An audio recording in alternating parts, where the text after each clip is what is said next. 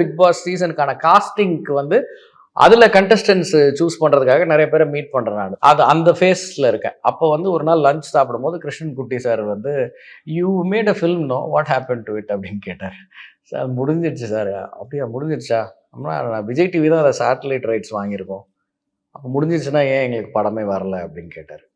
அது தெரியல sir. I finish the film, I delivered the film அப்படின்னு. மறுநாள் சாயங்காலம் என்னை கூப்பிட்டாரு. கூப்பிட்டு நான் இந்த பிக் பாஸ் வேலையாக இருந்தேன். கூப்பிட்டு எனக்கு ஒரு மெயில் காமிச்சார். நீ முடிஞ்சிருச்சுன்னு சொன்னேன். ஸோ நான் ஒரு மெயில் அனுப்பிச்சேன் உன்னோட ப்ரொடியூசருக்கு. ஃபாக்ஸ் ஸ்டார் ஸ்டுடியோஸ்க்கு அனுப்புனேன். இது மாதிரி மார்க்கெட்டில் வந்து படம் முடிஞ்சிட்டதா சொல்கிறாங்க. அது ஏன் எங்களுக்கு இன்னும் டெலிவர் பண்ணல? நாங்கள் சேட்டலைட்டுக்காக அந்த படத்துக்கு வந்து ஸ்பெண்ட் பண்ணியிருக்கோமே அப்படின்னு சொல்லி அவர் கேட்டதுனால அவங்க வந்து அதுக்கப்புறம் there was a slight moment because of his initiative and then they fixed a release date. March மாதம் போல் இவர் இந்த மெயில் அனுப்பிச்சிருந்தாரு. ஜூன் 9th படம் ரிலீஸ் ஆச்சு.